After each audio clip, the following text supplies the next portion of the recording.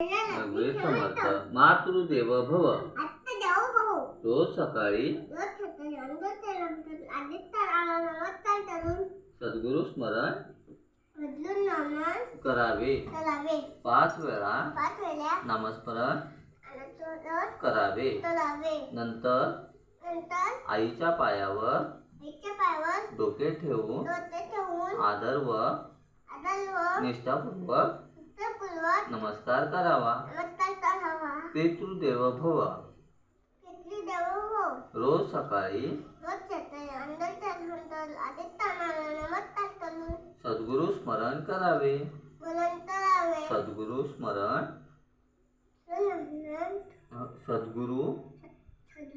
स्मरण करावे 5 वेळा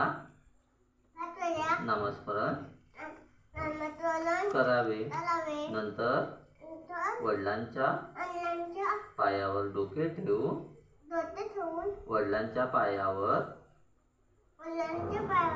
डोके ठेवून नमस्कार करावा नेहमी आई वडिलांची आज्ञा पालन करावी आचार्य देवभव गुरुजनांशी आदर प्रेमपूर्वक वागावे गुरुजी वर्गात आले की अंतरी त्यांना वंदन करावे त्यांची आज्ञा विश्वास निष्ठापूर्वक पालन करावी असे केल्याने आपणास विद्या प्राप्त होईल अतिथी देवो भव नीट इकडे लक्ष दे अतिथी देवो भव पाहुण्यांचा आदर सत्कार करावा व ते जेव्हा घरात येते तेव्हा त्यांना हात जोडून आदरपूर्वक नमस्कार करावा त्यांच्याशी नम्रतापूर्वक वागावे संध्यावंदन मुलांनी संध्याकाळी दीप प्रज्वलित केल्यानंतर आई वडिलांना नमस्कार करून देवासमोर हात जोडून उभे राहून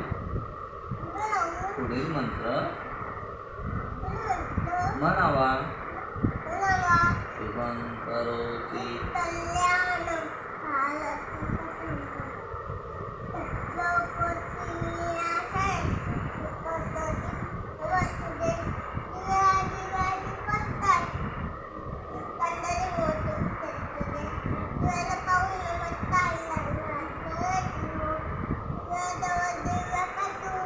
ज्ञान वैराग्य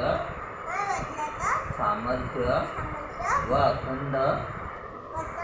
श्री सेवा दास्य भक्ती प्राप्त हो घरातील सर्व माणसांना उदंड आयुष्य लाभो दिवा जळो देवापाशी